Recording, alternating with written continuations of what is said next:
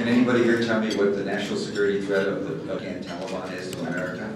Does anybody here think that we're going to get out of there without dealing with Mullah Omar? I mean, you know, we painted him as Hitler, but we're going to have to deal with him. He's the guy running it.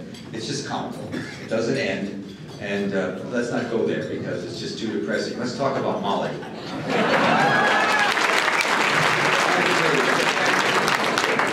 Molly comes to New York, to the New York Times, which is, I mean, this is comical, Molly at the New York Times. She comes in April. I come, I'm boy wonder in Washington, writing about catching up with Woodward Bernstein on Watergate in Vietnam, and my wife decides to go to med school.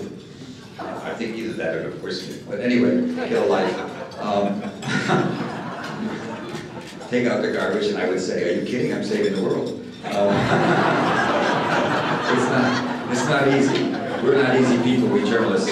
Anyway, and so she gets into NYU, so I've got to come up to New York. So I come up to New York in August of '76. Molly's been there about 3 months. And what I knew how doomed it was from this story. We show up in late August of '76. She's studying school, medical school, as I say, it's serious stuff. I've got 2 kids. There's a garbage strike. No garbage has been picked up for about 3 weeks. It's 100 degrees, and there's a school strike. So I have to start my job in New York, I think the first day or second day after Labor Day in September of '76. And I show up the first morning, and here I am, as I say, I'm the boy wonder, and I show up at 9 o'clock with my 2 kids. I had nothing else to do with that day. There's no 7 and 5, and I have coloring books. One's a boy, a little bowl of mounts, and a girl with a coloring book, you know, pretty cliche. And as I walk in around 9:15, in walks my editor, Abe Rosenthal, the legendary Abe, who gave Molly so much trouble, and Arthur Gelb, his deputy, who was his factotum, if you will, amanuensis, his right-hand man. And there they are, and I walk in with 2 kids. Oh, what's this? He said, oh, I said, well, Abe, I said, you know how it is. You know, the garbage strike, and the school strike, and my wife's out of school. And no, the kids will be okay. I've got to get settled in my new office. Oh, no problem, he says. And so, I just as a rule, I'm just telling you, I don't really write about my family or talk about my family, but this is so relevant to Molly's problem. So he said, oh, no problem. So I'm not kidding. About 2.5 hours later, I was settling at an office in the back behind the sports department. I was, you know, a little private hideaway. He comes back, Rosenthal, Rosenthal was always sort of, like with Molly, people of very liberal persuasion. He never knew what to think, but he used to come to the Washington newsroom and sort of pat me on the head and said, how's my little commie today? But he would say, he would also say, what do you have for me? Because as long as you're producing stuff like Molly did too, I would think that insulator, but man and woman are different in his eyes. He comes back, he's dead now, I can tell this story. I wouldn't tell the story. Came back about 2.5 hours later, and he walks back to my whole wall, and I got the kid drawing and the kid kicking the ball, who knows what he said. And he says, so, Seymour, oh, he called me Si. He says, this is Roosevelt. He says, so Seymour, let me ask you a question. I said, sure, what's up? He says, suppose on that fateful day 2,000 years ago, Mrs. Moses had said to her husband, you gotta stay home and take care of the kids. He said, what do you think would have happened? I am not kidding. That's what the man said to her. And so Molly never knew what hit her. She never had a chance because she was so different and she was a woman. He could tolerate some of the stuff, I think, if she'd been a man. It would be sort of fey and offbeat, you could understand it. But he could never understand Molly. It was synaptical of what she wrote. It was just so different. And so all of this talent, and they did. The book is amazingly accurate. I don't know if you've read it, but it's really quite a good, excellent book. It's amazingly accurate about the acidic world she lived in. And they just wouldn't let her alone. They would edit, and they drove her out. And it was a mismatch, and it was terrible to watch it. And there was nothing you could do except there was nothing you could do. It was a train rolling. And she survived, of course, because she's a survivor.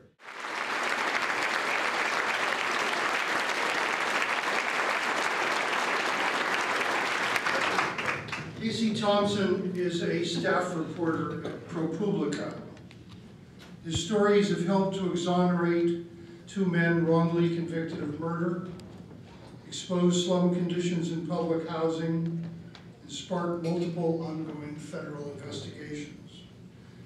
He was a co-founder of the Chauncey Paley Project, a collaborative effort by staffers from more than 20 media organizations to examine the 2007 murder Oakland Post editor Chauncey Bailey. Before becoming a journalist, Thompson worked in locked juvenile detention facilities, an experience that prompted him to focus his reporting on the criminal justice system, poverty, and human rights. His story, Katrina's Hidden Race War, was published in The Nation. His lengthy investigation was funded by the Nation Institute, ProPublica, and 2 other nonprofit funding organizations.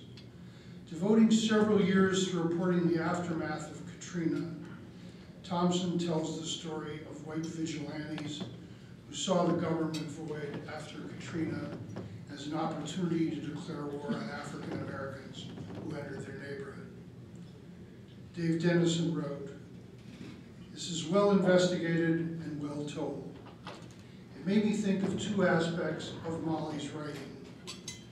Her utter rejection of the gun mania in American life, and her unblinking awareness of how deeply rooted gun love is.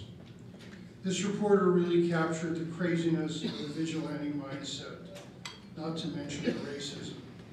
When I think about Molly's writing, I recall that one reason her columns had impact is because she appealed not just to the intellect, but to the gut. A.C. Thompson walked right into the full humanity of the story, giving us the voice of white vigilantes as well as those who were assaulted.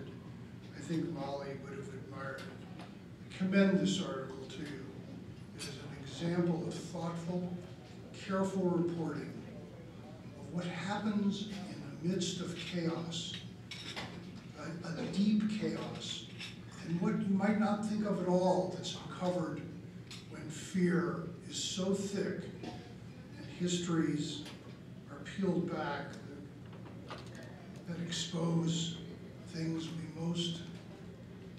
must be ashamed of in a great tragedy. It's fine and skilled reporting. Congratulations.